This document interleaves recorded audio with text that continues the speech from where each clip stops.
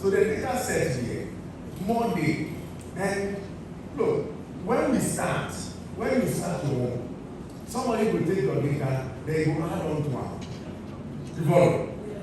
So you don't say you create, they start this WhatsApp and things. But then WhatsApp follow days that. They're very helpful. You go WhatsApp, the Ghana big WhatsApp for the whole world. Ghana. We big WhatsApp for the whole world. Good.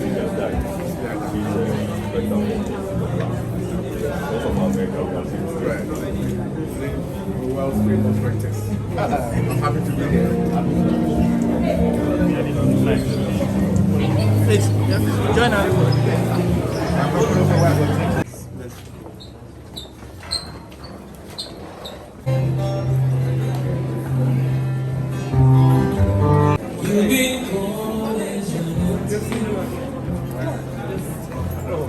Come on back. You are always welcome.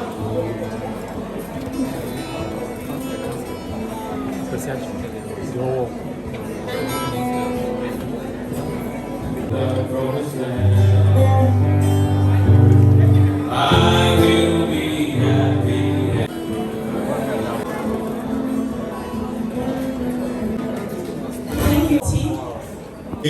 We must embed digital and AI literacy across our curriculum as students.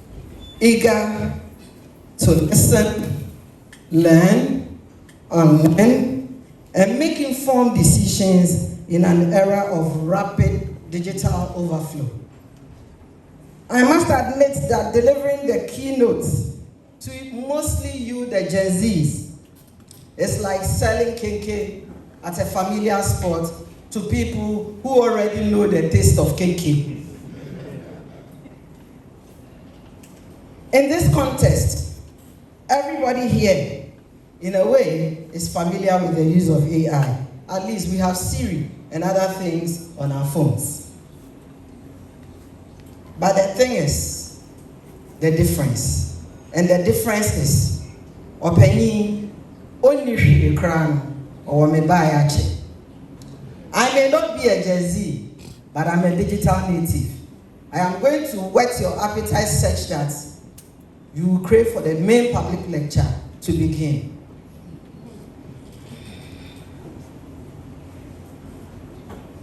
The theme for today's public lecture has already been stated: AI disruption and the future of work, readiness of the youth.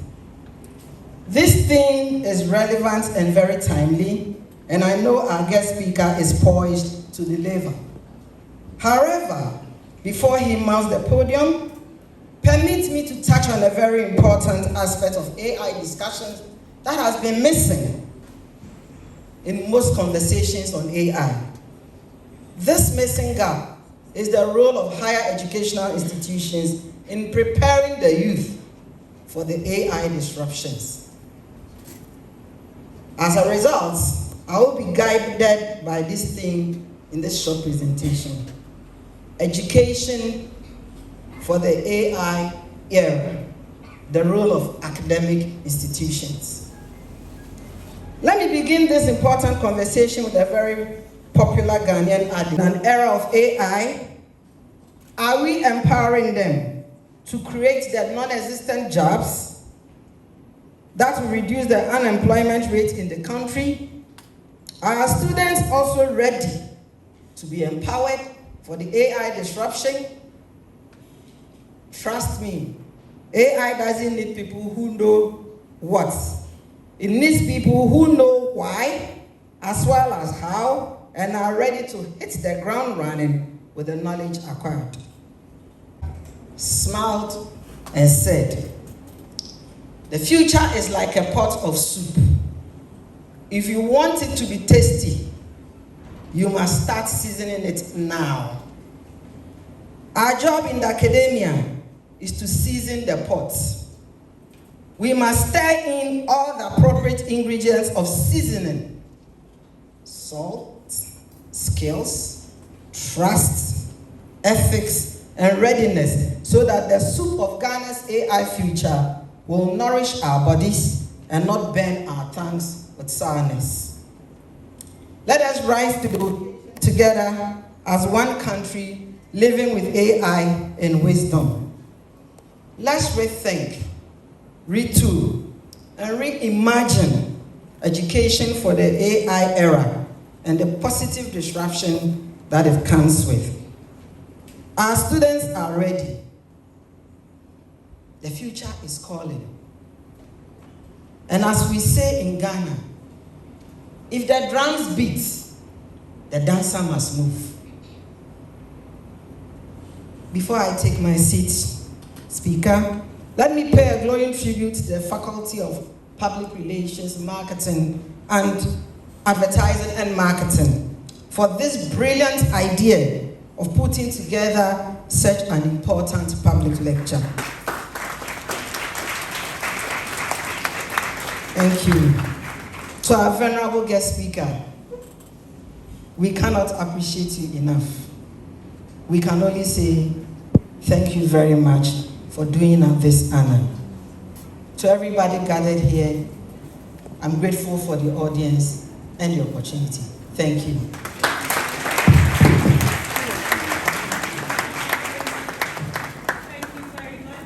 Authority. And finally, on my first list, I have Nelson Owusu-Ansah, Deputy CEO, National Youth Authority. You're all welcome to UniMAC, and I'll be introducing the rest as we get along. I'm excited to introduce entrepreneurship and its contributions in driving social impact. Spending 8 hours to write a speech, I think is quite easy. But potentially standing 4 hours to read. Professor Winston Brampa, distinguished rectors of the various institutes, Dean of Faculty of Public Relations, Advertising and Marketing, faculty members, dear students, our friends from the media, invited guests, ladies and gentlemen. Before I start, I'd like to mention that Mr. Jehu, that I asked of him when I got here, the old man, I was really frightened what he made of me. Before I begin, and it's already been mentioned, let me share a fun fact. In 2014, I completed a certificate program in public relations, advertising, and marketing right here at the Ghana Institute of Journalism. So in a sense, I am back home. That's right. Welcome home. This time, with a little hair and a PhD. I often wonder what if AI had been as powerful and accessible then as it is today. I might have asked ChatGPT to help me write my PR briefs or use machine learning to analyze campaign impact. But here we are, at the moment when we once seemed futuristic, it has become very fundamental. And that's what today's conversation is why today's conversation is so important. Globally, algorithms are shaping decisions across sectors. In healthcare, AI is enabling early disease detection through diagnostic, imaging, and predictive analytics. In transportation, cities like Singapore have developed AI to manage traffic and optimize public transport. Financial institutions use AI to detect fraud, automate credit scoring, and enhance customer service. Education systems apply adaptive learning algorithms to personalize content. In agriculture, AI-driven models are forecasting weather and improving yield efficiency. National security agencies also leverage AI for cyber threat intelligence and surveillance. Across the globe, nations are asking a central question: how will AI redefine work and what must we do to ensure no one is left behind?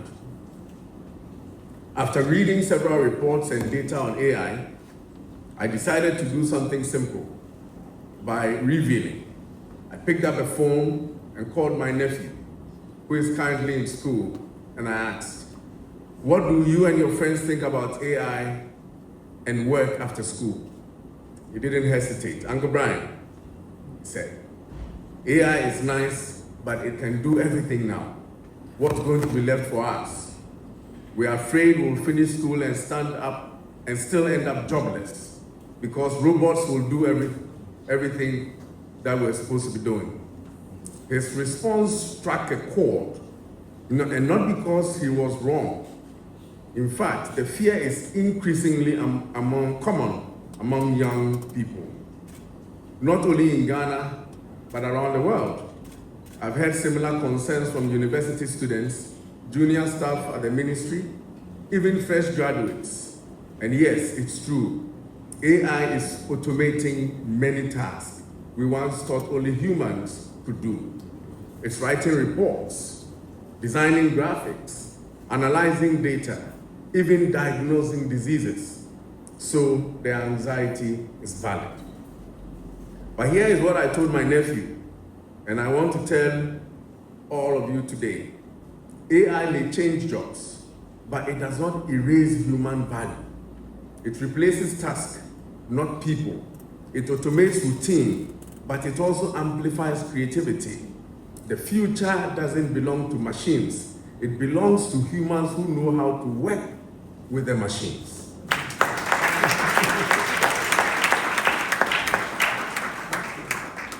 Instead of seeing AI as a threat, we must see it as a tool to extend our capabilities. You may not need to memorize long reports anymore, but you will need to know how to ask better questions, interpret AI outputs, and think critically about solutions. You may not need to manually sift through pages of data, but you will need to know how to tell meaningful stories from insights AI gives you. That's where the real value and opportunity lies, in developing skills that machines cannot replace, like emotional intelligence, ethical reasoning, communication, collaboration, creative problem solving. These are irreplaceable human skills, and that will define leadership in the AI. So moving. You are combating misinformation by just Googling or using ChatGPT to ask a question on the subject matter to find the right answers. So largely, AI has just begun. Now, when I say just began some 3-4 years ago, and we are in the early stages. We are moving into the realm where possession is no longer fanciful. People are not interested in owning things. That is the era that we are in now, and that is being powered by AI. Very soon, nobody will want to own a car because they can bolt it, they can Uber it. So going places will no longer require a Rolls Royce or a Toyota Camry. It will no longer be fanciful. Chassis. Yes. You don't have to own anything. People now in developed countries, they just use Airbnb. They just pack their bag, get an Airbnb for 3 months, and move to California whilst working on a laptop. 3 months, they go somewhere else. People are not interested in owning houses anymore. There was a technology that came right before AI burst in. I think it was the shortest lived technology. It's called Blu-ray. Who remembers Blu-ray? Yeah. Blu-ray technology. I think Blu-ray stayed for 2 weeks. 10 years of development. When it was launched, 2 weeks was out. That is how fast technology is moving. So at the point where at the stage where we are, Ghanaians to develop AI-related tools for our consumption. And when it is developed by Ghanaians, get Ghanaians to support it. And that is where we are. So we are. The second one is how do you use AI to combat misinformation? I think it's the easiest question to answer. Just spend time searching the question online. Most of the time, you will get the right information from verifiable sources. There used to be a newspaper, if I mention the name, they probably sue me tomorrow. But anytime a story appears in that newspaper, I know that it is not true. And lately, you will get a newspaper, where is this data from? I say, oh, my statistical department. They say it's not correct. It is not correct. It's now what I'll say. Poultry production in this country. The statistical unit of a ministry, you have officers sitting there generating data. The data say that every year poultry production increases by 4-5%. So what do? Every year, take the previous year's data, add 4%.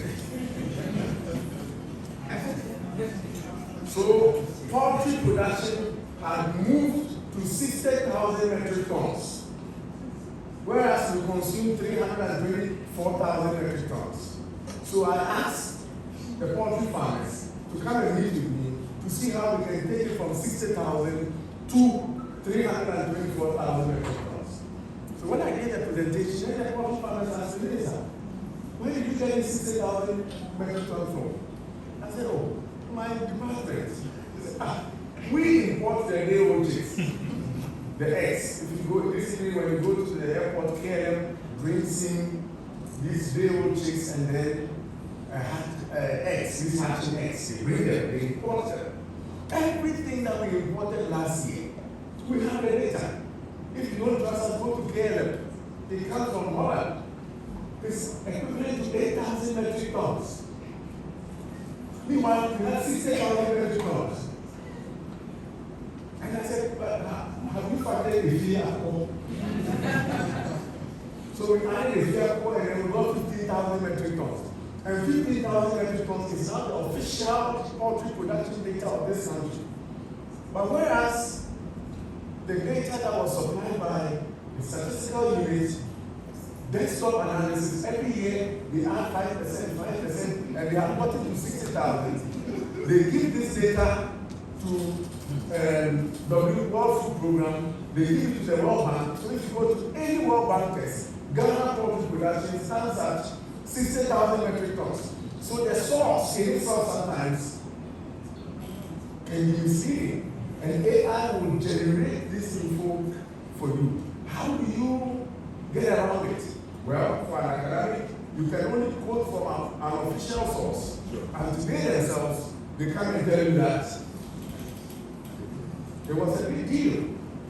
And that is where we noticed that we are only supplying or producing 5% of the poultry that we consume in this country. Because whereas the statistical people were adding 5% a year, poultry farms were closing at 10% per annum. You see, where they pass each other, the data was not. So we need to find a way to take data from authentic sources, but sometimes we also have to have a basis to question those sources as academics to ensure that we are putting out the right data. Infrastructure, well, readiness. Largely, technology today, if UniMAC wants to be compliant, have all the tools, I think that the infrastructure is available. You can use cloud services. There are two things that are delimited for an institution like UniMAC. Well, there are four things. One of them is talent. Have they developed the talent? Talent is sort of an infrastructure. something that you need to power AI. Are students and UniMAC able to code systems that they can incubate and send out? But the three other things, the first one is money. To be able to buy cloud services, to host the data, security services, to be able to protect the information, is money. Is that true? The second one is also money. I sat by the rector and then I heard the NCC, we are going to slay. And the rector said something that surprised me. Because she looks very, very academic and Victorian. She said, and we are going to be dripping. You may say that she's AI compliant, but I'm sure that we need to upgrade the skills of the professors and lecturers. It costs money. That brings them to Parliament. And when I say we are sponsored by the agencies, I'm not sure if you understand what it means in parliamentary language. Did you understand? Or you have come to understand? Aha. So if the policies come in as drafted, and because of the lack of understanding of those people that are supposed to vet it and pass it as laws, it becomes a challenge. So how do we navigate it? Parliament in itself will tell you that it has no funding to fund or support the members of that select committee to get the education and understanding to design and develop independent policies to protect this country, our AI infrastructure. It's a problem. You go in the budget and you see there is no line item, not one, that talks about AI. The content be more of foreigners, data set media use. So where do we start? The issue is the youth, they won't start. Where do we start? Along the chain, the AI chain, where do we start? Since the infrastructures are not there, where do we start? So say, we know only 10 end consumption of AI. Thank you. Thank you very much. So, Order for your platform, then make the Uber guy who every day everybody will drop. Which is to get some money small for bodies. That is the job we talk about, that is the business. So the data set here, Monday, and look, when you start your work, somebody will take your data, they will add on to one. You follow? So you don't say you create, they start this WhatsApp and things. Then WhatsApp follow the inside. They're very helpful. You go on WhatsApp, the Ghana big WhatsApp for the whole world. Ghana. We big WhatsApp for the whole world. Go check. But more people use them, trust card. That means they collect more data than that. So if we, where we first start, if the day you go decide that you go move, that's where we will start. The day you won't move, the day you decide that you will do something, that's when, because everything that you need, right now they pay plenty. Now, how do we progress? How do we become innovative? When the professors are on our case, when we use AI tools for our work, you can't AI your way to do education. That one, it will be a problem. You can't AI your way through education. When you get the AI info, then you can use your brain, understand. Because if you go AI give you the information, you go put and say cancer here and explain.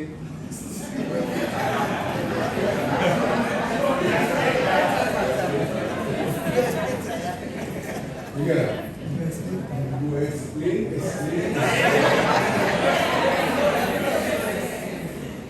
What AI would change those answers will be YouTube and Paul. Illustrate from wood, in the wood, big wood like that, accounting. You pay to pay, you finish. Akiola, you get through the same thing will come to right and you go. One at a time, no phone call will come in and say, come explain this one. Once you write, you leave the go.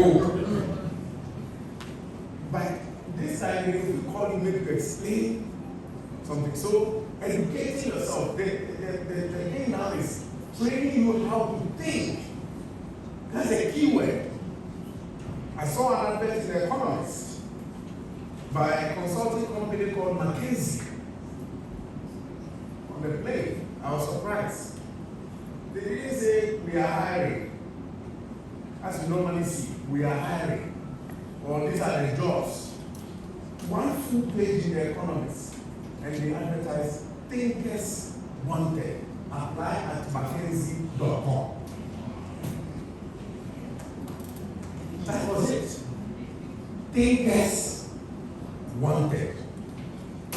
Apply at mckinsey.com. So they are no longer recruiting people who can store. Because that one, through AI, they can get the information. They don't need your head to store information and do quiz and do these things. They need people who can think. So what you are, the restrictions that you are getting from Reverend and these policies and all those things, is to allow you to understand that in the real world, you can't AI your way through. And therefore, train your mind, even though you have the tools that can make it easy for you. Train your mind so that you can survive in the real world. Thank you very much for the opportunity to speak.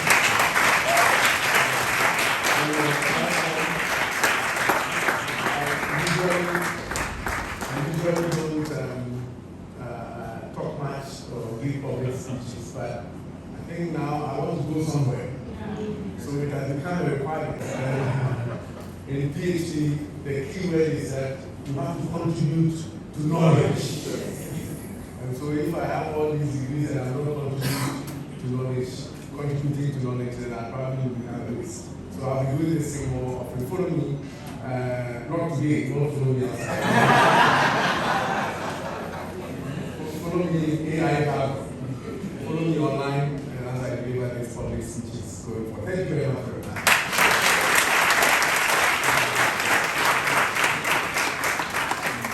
We can do it next time.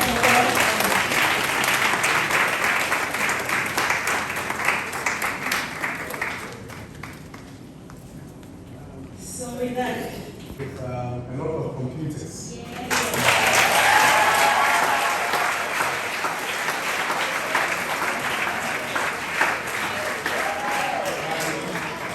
Go to the University of Ghana Business School.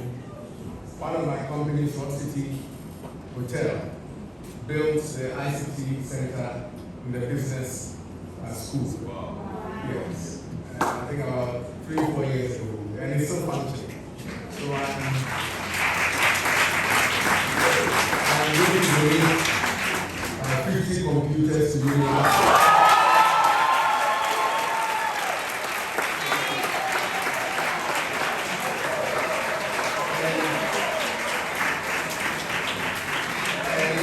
And some AI tools.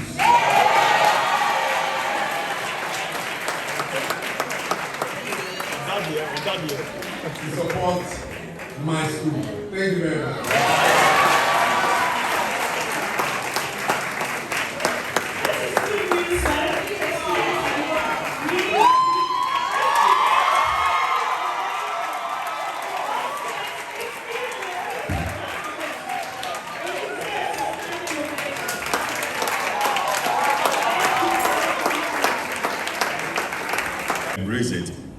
also use it carefully. What we have done in this university is that we have put in place a policy. Our students are here to know about it. But we have also gone a step further to provide a gatekeeping facility, which is called the Turn-It-In, to check the assignments and things that students submit to us through research and things like that, so that we will also be able to detect AI and how they have used the AI. Because the problem is that, and you have said it already, they don't take time to query the AI and try and find out or question the data. Because as for AI, they are giving you information based on their cultural setting, and it's Silicon Valley information, all right? But So do we have some of the leaders of the classes?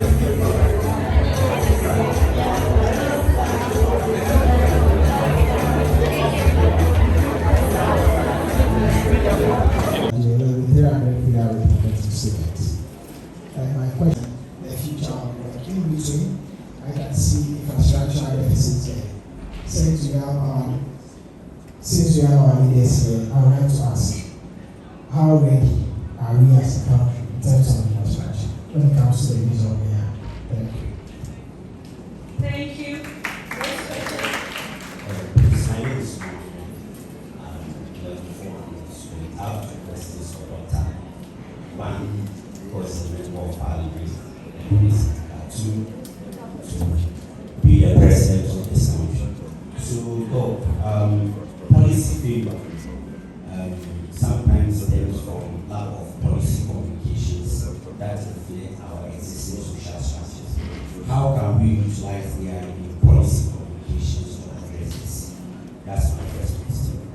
And the second one, how do you intend to use AI to combat misinformation and disinformation in your policy campaigns if you become the president? Thank you very much.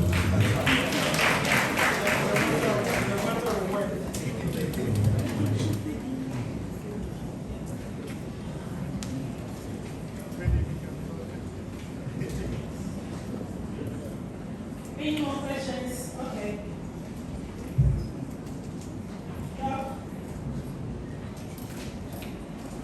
The first question. So my question is AI in its final form yet, or there are going to be further advancements? And if yes, how do we become proactive in the era of AI? Yeah, because we are saying that there are certain things that AI cannot do, like emotional intelligence and other things. So what if one day we wake up and AI is able to do all the things that now ETM has replaced us? Thank you very much.